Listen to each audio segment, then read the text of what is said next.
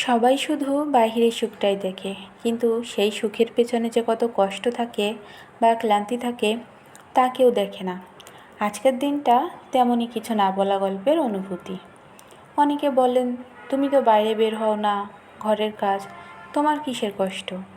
কিন্তু যাদের ঘরে ছোট বাচ্চা আছে তারাই কেবল বুঝবে একা হাতে সংসার সামলানো কত বড় যুদ্ধ।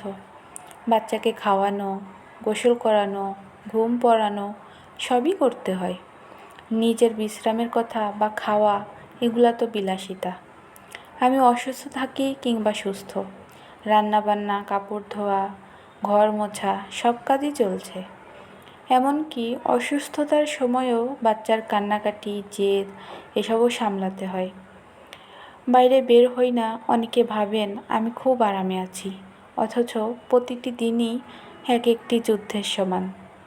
তবুও দিন শেষে যখন ঘরটা গোছানো থাকে আর নিজের জন্য এক কাপ চা বানিয়ে বসতে পারি, তখন সব ক্লান্তি ভুলে যাই, এক অদ্ভুত শান্তি পাই। এটাই আমার পৃথিবী। আপনার সারাদিন কেমন কাটে? কমেন্ট করে অবশ্যই জানাবেন, এবং কোন জেলা থেকে দেখছেন ভিডিওটি অবশ্যই জানাতে ভুলবেন না। আল্লাহ হাফেজ।